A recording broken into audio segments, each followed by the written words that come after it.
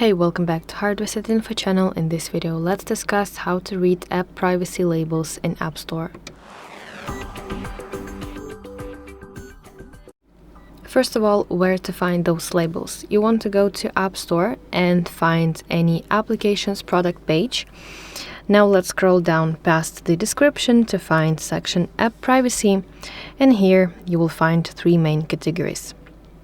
The first category, data used to track you, then there is data linked to you, and in the very end, data not linked to you. So let's expand this list and see what it is basically.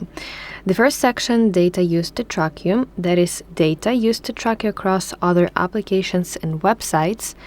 And the word tracking here means that this application takes information it learned about you and it links it with data collected from other companies' applications or websites for advertising purposes. The second category is data linked to you.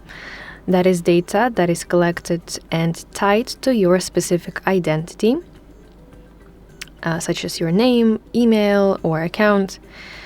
And it is not necessarily used to track you across other applications, but the developer already knows exactly who you are when they collect this information.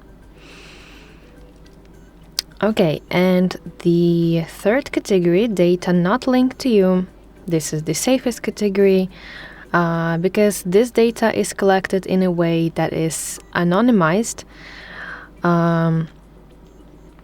and is used for third-party advertising, for example, for some analytics, so basically for diagnostics.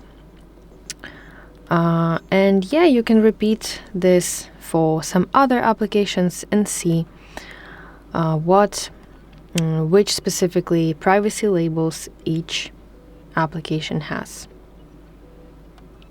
So that is basically it. Thank you for watching. If you found this video helpful, please like it and subscribe to our channel to see more content like this.